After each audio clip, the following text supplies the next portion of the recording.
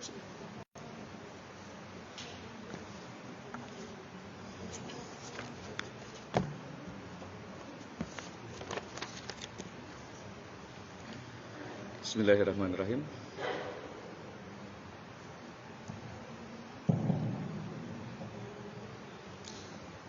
Bismillahirrahmanirrahim.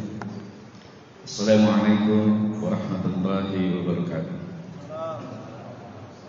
Innal hamdalillah nahmaduhu wa nasta'inuhu wa nastaghfiruh wa na'udzu billahi min shururi anfusina wa min sayyiati a'malina. Man yahdihillahu fala mudilla lahu wa may yudlil fala hadiya lahu. Asyhadu an la ilaha illallah wahdahu la syarika lahu. Asyhadu anna Muhammadan abduhu wa rasuluhu la nabiyya ba'dah. Alhamdulillah. Bismillahirrahmanirrahim. Rabbana atina min ladunka rahmatan wa hayyi lana min amrina rasada. Rabbi zidni ilma warzuqni fahma. Rabbi shrah li sadri wa yassir li amri wahlul 'uqdatam min lisani yafqahu qawli. Yang terhormat Bapak Kanselar Das Juanda, yang terhormat juga Sekretaris Yayasan, yang terhormat Rektor Universitas Juanda, para dekan, para biro dan lembaga, dan semua hadirin sidang Baju yang dirahmati oleh Allah Subhanahu wa taala. Bapak dan Ibu sekalian, izinkan saya untuk mengingatkan diri saya sendiri pada khususnya dan mengajak kita semua pada umumnya untuk selalu berusaha menjadi orang yang bertakwa. Bulan Ramadan yang menginjak hari ke-23 ini merupakan salah satu media bagi pendidikan kita agar dapat ditempa menjadi manusia yang pada akhirnya dapat menyelesaikan ujian akhir, disampaikan oleh Mukarram Ustaz Mahrudin kemarin. Memang salah satu ujian akhirnya itu adalah nanti di bulan ini, di 10 hari ini, dan insyaallah mudah-mudahan kita menjadi manusia yang kemudian dapat meraih takwa. Pada bulan Ramadan ini, sebagai bulan yang penuh dengan rahmat dan keberkahan, kebaikan dan ampunan, serta dijauhkannya manusia yang berhasil lulus dalam ujian akhir dari siksa api neraka, maka wajib kita untuk senantiasa memanfaatkan segenap peluang yang ada saat ini pada pendidikan bulan Ramadan ini dengan sebaik-baiknya. Di antaranya adalah dengan selalu berdoa kepada Allah agar kita menjadi bagian dari hamba-Nya yang bertakwa. Dalam konteks doa ini ada satu surat yang difirmankan oleh Allah Subhanahu wa taala, yaitu dalam surat Al-Mu'min ayat 60. Disebutkan bahwa a'udzubillahi minasyaitonir rajim wa qala rabbukum ud'uni astajib lakum innal ladzina yastakbiruna an ibadati sadadkhulu jahannam dakhil. Diartikan bahwa dan Tuhanmu berfirman, berdoalah kepadaku, niscaya aku akan kuperkenankan bagimu sesungguhnya orang-orang yang menyombongkan diri dari menyembahku akan masuk neraka jahanam dalam keadaan hina ini. Masya Allah, ini adalah sebuah keniscayaan bagi kita semua bahwa memang doa ini sudah diperintahkan oleh Allah Subhanahu wa taala pada kita semua. Dan Rasulullah juga menyampaikan bahwa doa itu adalah senjata orang mukmin. Dan kemudian Allah menyampaikan bagi orang yang kemudian tidak mau berdoa, sesungguhnya dia seolah-olah menyombongkan diri dari menyembahku atau dari berdoa kepadaku.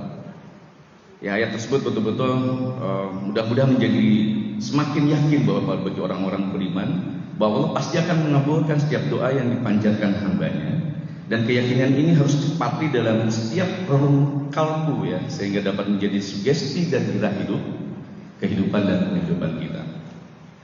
Pentingnya doa bagi kita sebagai makhluk adalah sebagai bentuk pengakuan dan penghambaan pada Allah sebagai Al-Khaliq. Salah satu kisah yang terkenal yaitu kisahnya Nabi Musa alaihissalam Saya nukil sebagai satu contoh gitu ya. Nabi Musa ini kan dikenal sebagai nabi yang kalamullah ya, bahwa dia langsung bisa berbicara langsung dengan Allah. Tentunya selain baginda Rasulullah SAW di akhir kenabiannya. Nah, Nabi Musa suatu ketika sakit gigi. Lalu kemudian salah satu usaha atau ikhtiar yang dilakukan oleh Nabi Musa itu tentu saja mencari tabib ya untuk bisa mengobati giginya tersebut begitu. Nah, qadarullah bahwa pada perjalanannya ketika Nabi Musa sudah mencari tabib, tidak ada satupun tabib yang berhasil untuk menyembuhkan. Lalu sebagai Rasul tentu saja beliau punya hak prerogatif ya untuk bermunajat kepada Allah.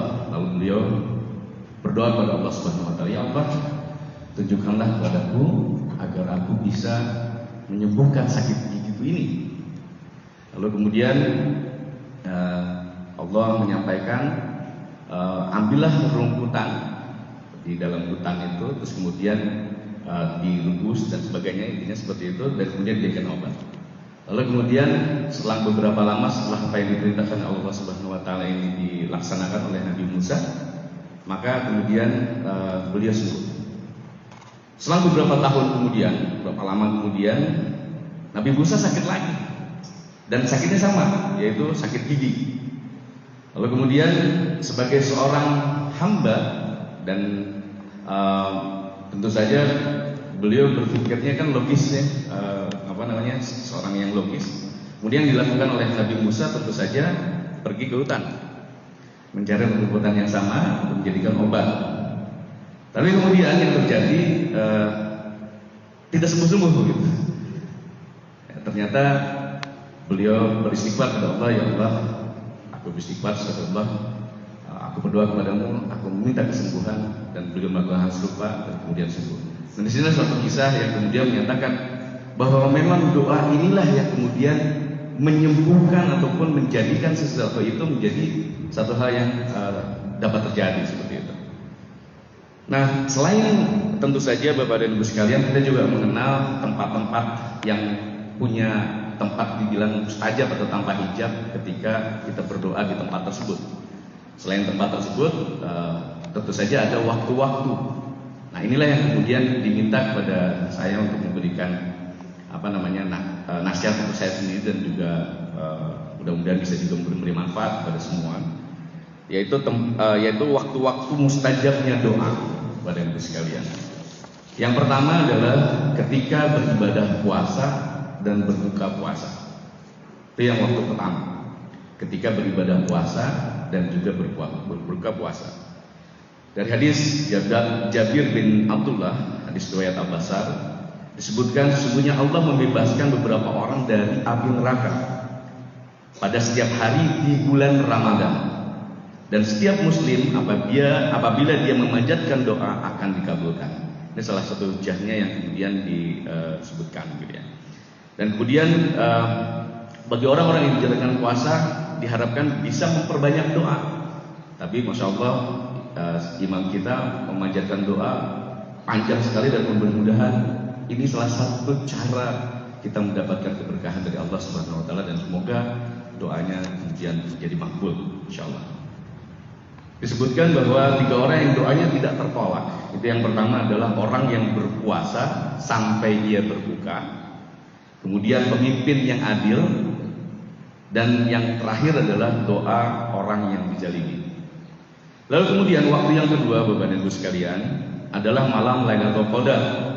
Kita tahu bahwa malam Lailatul Qadar kemarin sudah dibahas dengan panjang lebar oleh Ustaz Inaya dan juga oleh Ustaz Mahrudin. Nah, di sini Rasulullah menyampaikan sebaiknya kita menemukan bulan malam Lailatul Qadar ini, dan beliau bersabda supaya kita berdoa khusus. Kemarin juga disampaikan, berdoalah Allahumma innaka afuwun tuhibbul afwa fa'fu anni. Ya Allah, sesungguhnya Engkau Maha Pengampun dan menyukai sifat pemaaf, maka ampunilah aku. hadis riwayat Tirmidzi dan Ibnu Majah. Kemudian berikutnya Bapak dan Ibu sekalian, waktu ketiga yang dinyatakan bahwa itu mustajab itu adalah dalam sujud. Dalam sujud disebutkan hadis riwayat Muslim nomor 482 disebutkan seorang hamba yang paling dekat dengan Rabb-nya ialah ketika ia sedang bersujud. Maka perbanyaklah berdoa ketika itu. Kan memang betul ya, sebagai penghambaan sujud itu paling luar biasa, paling rendah, kita merendahkan diri, betul-betul menyerahkan diri kepada Allah Subhanahu wa taala, dan disitulah kita mencoba berdoa. Karena kita kedekatan kita sebagai makhluk dan juga al-khaliq itu ada di situ. Lalu kemudian di nomor selanjutnya hadis riwayat Muslim yang Muslim juga nomor 479 disebutkan, adapun ketika ruku maka agungkanlah Allah. Sedangkan ketika sujud maka bersungguh-sungguhlah dalam berdoa. Maka doa tersebut pasti dikabulkan oleh kalian, untuk kalian ya. Bapak dan Ibu sekalian, dalam sujud terakhir pada saat terbaik untuk berdoa. Nah, pada sujud ini tempat yang paling dekat ya. Yang pertama, jangan lewatkan 3 hal di dalam kita berdoa di dalam sujud ini. Pertama adalah meminta diwafatkan dalam keadaan husnul khatimah. Kemudian meminta atau memohon diberikan kesempatan untuk bertaubat sebelum ajal menjemput. Dan yang terakhir adalah meminta agar hati ini istiqomah dalam agama Allah Subhanahu wa taala. Ya, nanti bisa berdoanya dengan tuntunan atau juga bisa sesuai dengan apa yang diketahui oleh kita. Kemudian yang keempat, Bapak dan Ibu sekalian, selesai sholat wajib, yaitu waktu mustajab berikutnya. Waktu mustajab berikutnya disebutkan bahwa ketika sholat wajib itu berdasarkan surat hadis riwayat Tirmidzi disebutkan dari Abu Umamah radhiyallahu anhu, sesungguhnya Rasulullah SAW ditanya tentang doa paling didengar oleh Allah Subhanahu wa taala. Beliau menjawab, di pertengahan malam akhir dan setiap selesai sholat fardu. Lalu kemudian Bapak Ibu sekalian, waktu yang kelima yaitu saat sepertiga malam terakhir. Atau bahasa kita kalau sekarang sholat Ramadan itu adalah saat sahur gitu ya. Dalam hadis riwayat Bukhari dan Muslim, Rasulullah bersabda, Allah Taala turun setiap malam ke langit bumi. Ketika malam tersisa sepertiga terakhir, ia berkata, adakah yang memohon kepadaku agar aku kabulkan? Adakah yang meminta kepadaku agar aku berikan? Dan yang terakhir, adakah yang memohon ampun kepadaku agar aku ampuni? Lalu berdasarkan hadis riwayat Muslim nomor 757 disebutkan, di malam hari terdapat suatu waktu yang tidaklah seorang muslim menjadikan doa pada Allah berkaitan dengan dunia dan akhiratnya bertepatan dengan waktu tersebut, melainkan Allah akan memberikan apa yang ia minta. Hal ini berlaku setiap malamnya. Lalu yang keenam, Bapak dan Ibu sekalian, waktu mustajabnya doa itu adalah saat turun hujan. Nah, di sini dari Ibnu Qudamah dalam ini disebutkan Rasulullah SAW bersabda, carilah doa yang mustajab pada 3 keadaan. Pertama, bertemunya 2 pasukan. Kalau kita maju dalam pertempuran gitu. Kemudian pertempuran bisa pertempuran real war gitu atau juga yang lain ya. Terus kemudian menjelang sholat dilaksanakan, dan yang ketiga adalah saat turun hujan.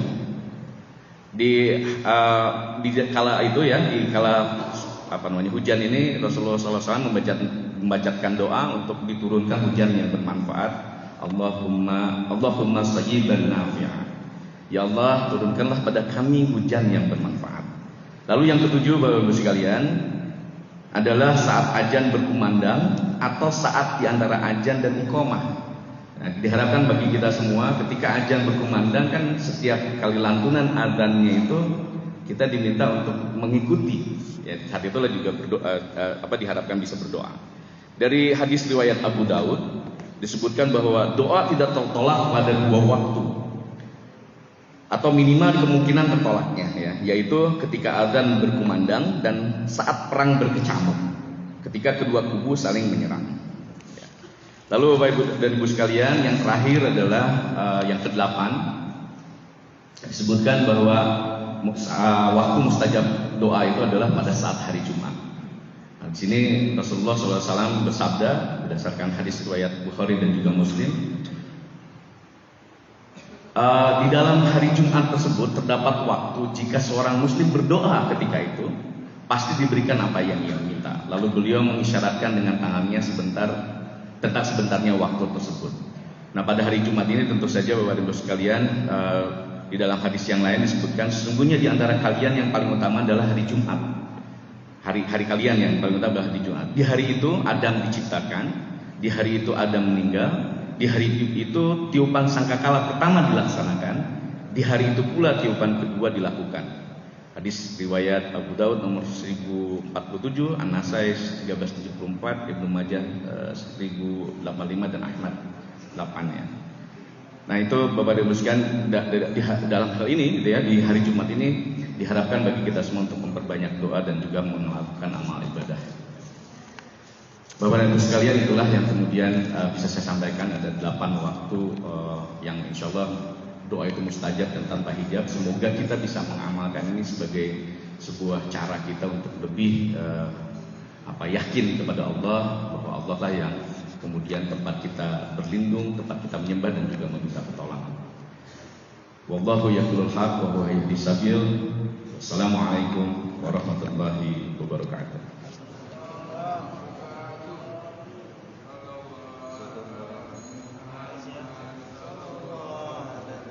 Assalamualaikum.